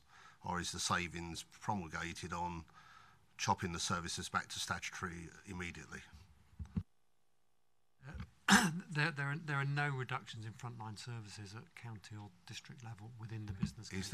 Is that statutory and discretionary? That is statutory and discretionary. Mr. Parton next. Mr. Parton doesn't need to ask this question because you've asked almost exactly word for word the question I was going to ask, so thank you very much. In which case, Mr. Harrison.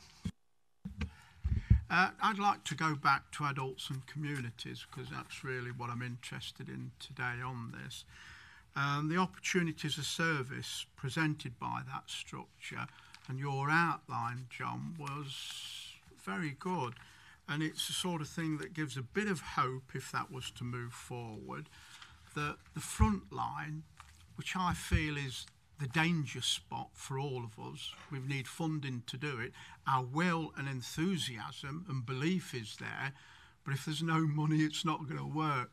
Now, reading through this for a second time again, I'm impressed, Chairman, that something has to happen. Speaking as a member now of this committee, the funding is the most vital thing.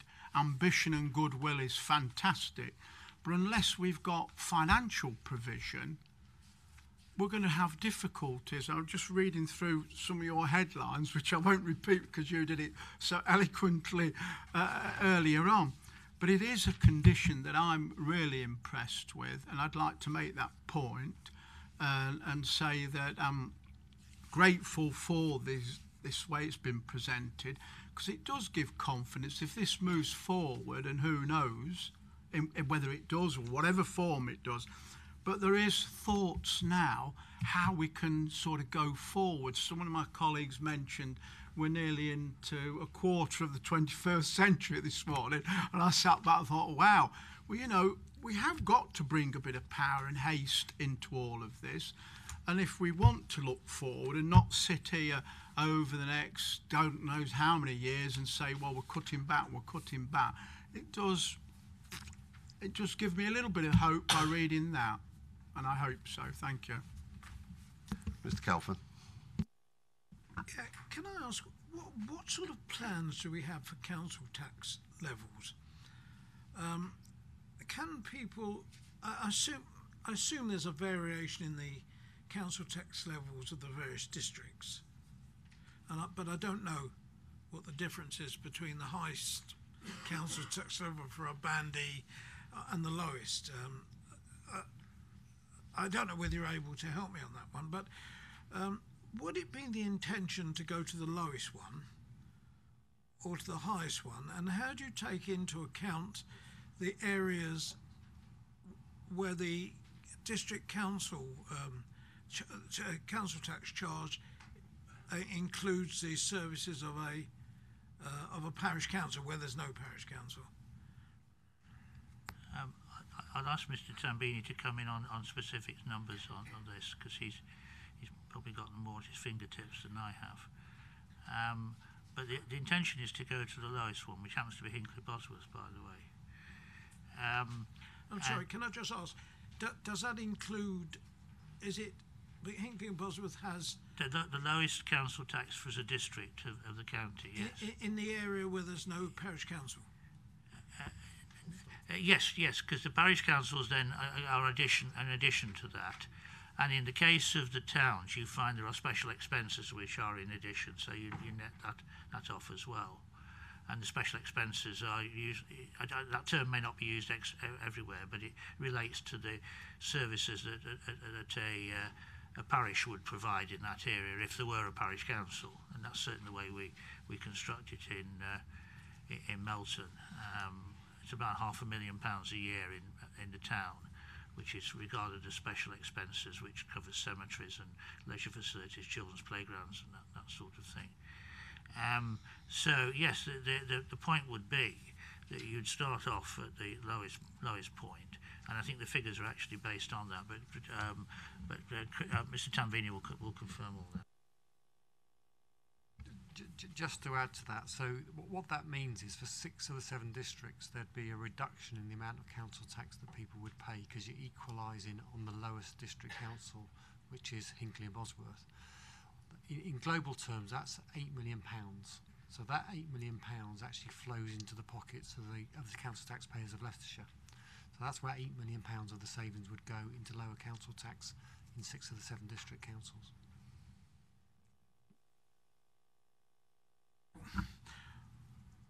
The report that we were talking about, the 2014 report, if I remember correctly, it listed what the council tax was in the various districts. And Oby and Wigston came out on top as the dearest place to live. But that because they had forgotten to take off the expenditure, and they'd got the fact that there was no parish councils in Oby and Wigston, they had forgotten to take account of in that report. That's one of the faults I remember. So it's not that report, in fact, was not right, was it? I must admit, I can't. In this report, there's details. I think 3 or 4 of the issues with that report. I don't think that's one of them. In terms of the way we've costed out the savings here, we've excluded parish councils. So, because clearly, all we're talking about here is a unitary authority, which would abolish the 8 councils within Leicestershire and bring them together either into 1 or 2. So, we've excluded the parish councils from the calculations within the report because they would still be there. Could I just clarify those figures? So on day 1, I understand we go to the level of Hinckley, but thereafter the totality of that council tax is then going to be subject to the adult and social care surcharge and the larger increase levied by county over some districts. So within the space of 18 months, 2 years, those district payers who've got a bonus would have lost it completely because they don't have the adult and social care surcharge on the district element. Just to say that the precept, the council tax precept on adult social care ends next year. Yeah, I mean, in terms of the historic adult social care precept, well, that's just going to be there, isn't there? So you've got that bit. But in terms of any increases, we don't know what's going to happen. And as John says, we're working on the basis that it won't be there in future. But there will be a big reduction in terms of council tax at, say, £8 million for those 6 of the 7 districts as we equalise down to the lowest. The lowest is Hinckley and Bosworth. So they won't get a reduction because they are already the lowest. Yeah. Which is the highest? I must admit, I can't remember. I'll get the figure to you, but I'll have to get the figure for you.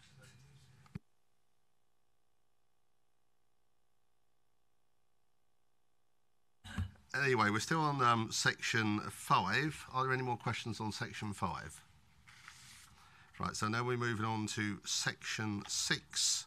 Comments and questions on issues not covered in the discussions above. Does anyone wish to say anything? Ted? Do we approximately have thought of any size of a management structure in terms of how much management we would need? Middle management, senior management, directors and chief executive or chief executives?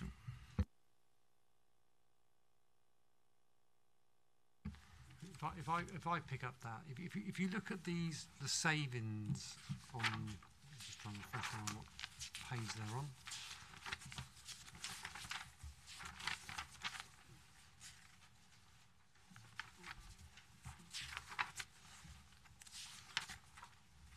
Past them.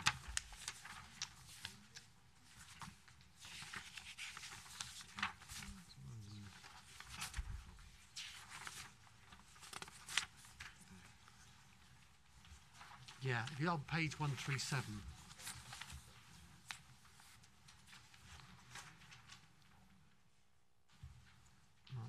You'll see. I mean, I talked about the back office savings of 17.4. The next, the third biggest saving is senior management 5.6. So that is based on the assumption that there would be a fairly reasonably large reduction in the number of those officers that are earning £50,000 or above. So I suppose, for example, at the moment there are 8 people in the county doing my role. There's 8 people, so if you're abolishing those 8 authorities, you just need one person doing my role. You need 1 chief exec, you need 1 monitoring officer, etc., etc. So there will be a substantial reduction in terms of the senior management. So a bit of work's been done to calculate what that saving might look like. Hence that reduction of £5.6 million. I think from memory, I think the reduction in terms of the corporate management team, the savings would be in the order of £2.5 million. So sort of fairly significant in terms of the really high earners and a smaller reduction in the kind of the medium earners in terms of management. Yeah, because I was thinking about it. I was sat here. You know, there will be some services I should imagine where you can't reduce at all. For example, people that would be monitoring the street level of street cleansing or the number of antisocial behaviour officers. That's exactly right, and within these figures there is no assumption of any reduction in any frontline services. So all the savings are in management and back office. And these are smaller bits around members' allowances and elections, but there isn't any reduction in frontline services. In fact, I'll probably go a bit further than that, because there is a £30 million savings. You could envisage that some of that savings could be reinvested into frontline services, but clearly that would be a decision for the new council in terms of what they wanted to do with that saving. As a completely new council, Chris, we'd have significant opportunities to look at pay structure, etc. We could pull out the JCC and other factors. Now, on the basis that the average county member of staff is paid £8,000 a year more than the average district member of staff, what sort of pay scales would we be looking to go to? Would it be sensible to, have we envisaged pulling out the JCC and going into a different pension system so that we didn't have to continue to put in the 24% a year? So are there significant savings that we should be looking at as part of this based on how we would structure and remunerate the staff of a new council?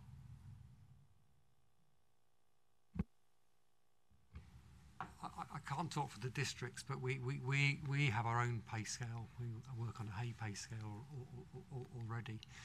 In terms of that level of detail, we haven't gone into that level of detail in terms of kind of what kind of savings you can get out by changing the pay scale. And we don't really have a choice in terms of the local government pension scheme. I think we have to be members of that scheme anyway. We don't have to by law. We can pull out.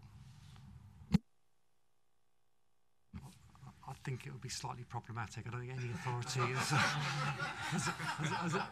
has managed to pull out of the local government pension scheme. So. And I suppose my final question's looking at coming back to the question of about locality of premises that the new council would need. Have we done any sort of economic viability assessment on the impact of local towns and villages of moving significant number of people potentially out of those on the local economy and the impact of that? Because it's all well and good setting up a new council, but if we destroy some towns and villages at the same time, I don't think anyone would thank us. On that specific question, there hasn't been any economic assessment done of the impact of the closure of offices, for example, in particular centres, because at the moment we don't know where that would be. There is some further work being done around what work would need to be done to bring the property portfolio together to support a new council, but the economic impact of that hasn't been looked at.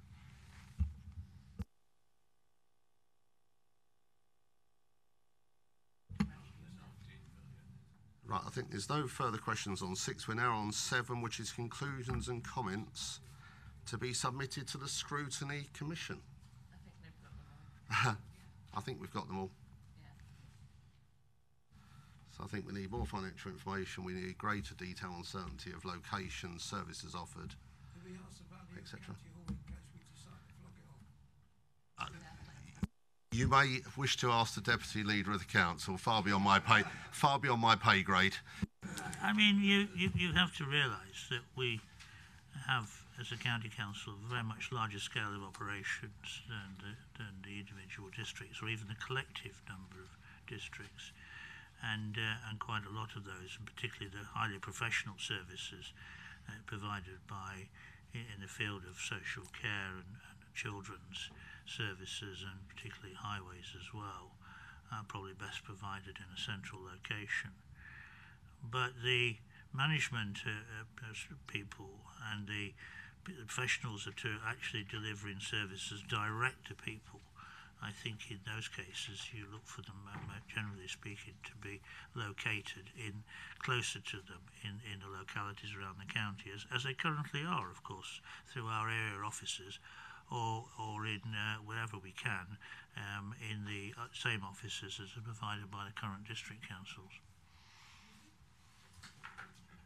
Well, it's been a lengthy day.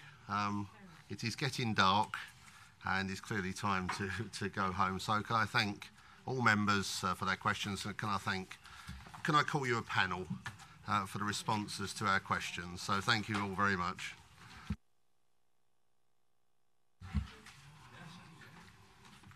Oh, I forgot